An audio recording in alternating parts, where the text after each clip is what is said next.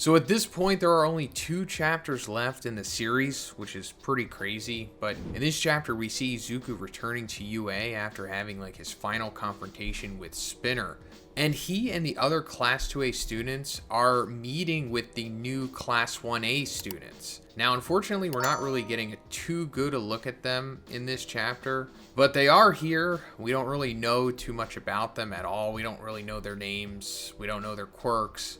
The best look we actually get is this new male student who has like rings on his fingers or something like that. I suppose it has something to do with his quirk, although of course it's, not really explained. Also, I like that this character was inspired by Izuku to become a hero due to how much coverage there's been on like the wars and the big events that have happened in the world, and how Izuku, happened to be a part of a lot of that stuff.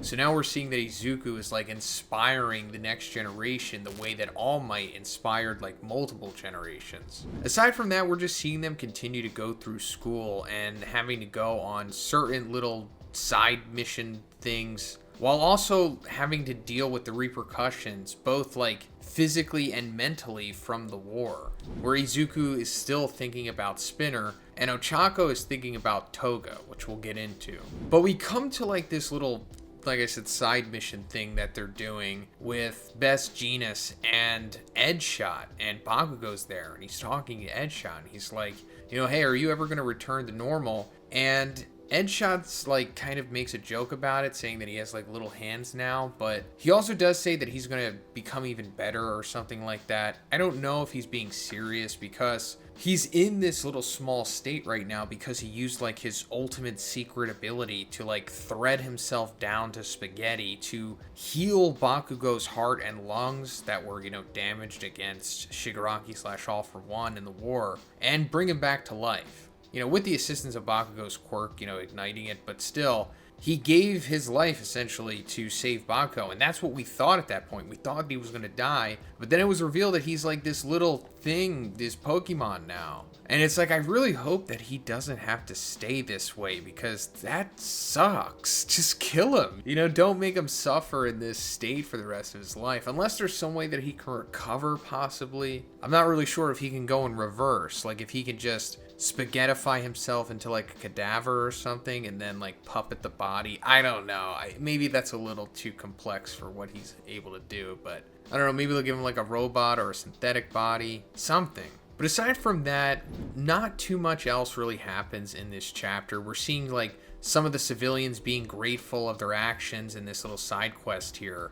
But other than that, it seems like it, I don't know, just didn't fulfill enough. Because coming into the end here, we're seeing that Uraraka is still conflicted over what had happened with Toga. And the way she's reacting here, especially with her crying so much, I think it's leading us to believe that Toga died. Like, she didn't survive, because at the end of the war, especially the end of her fight with Uraraka, she like gave her blood as like a transfusion to Uraraka to save her. So I guess she just gave too much blood, and she eventually just died from that, saving Uraraka in the process. And another thing about that sequence that's being revealed here is that the helicopter news coverage of the event like conveniently missed that part. Like something happened with the camera and it wasn't able to catch the ending of their fight. So no one will ever know, aside from Uraraka essentially, that Toga gave her life to save Uraraka at the end. Also, on top of Toga being such a conflicted character,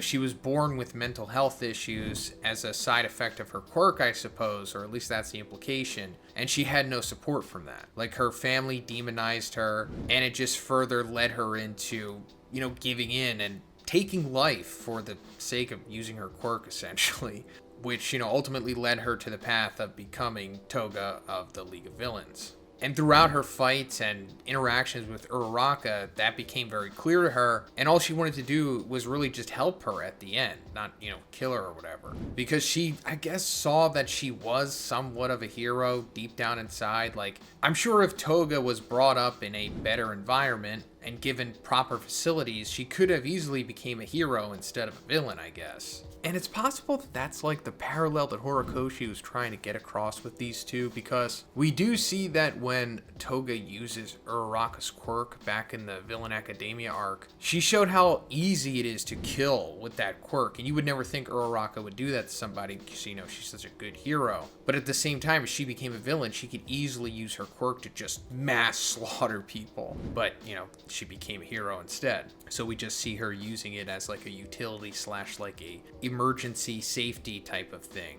And instead it has like an emergency service or like safety dynamic to it. But as she's crying here, thinking about Toga, Izuku like comes across her thinking, you know, something's wrong because she's like slouched over crying. He actually uses some of his full Calling here, I guess, to get to her quickly, or maybe because he thinks that she's in danger possibly. He doesn't have danger sense anymore. He kind of just has those embers of One for All left. And he's like using some of them in this sequence. I don't know how much he has. I don't know how long it goes. It's not really explained.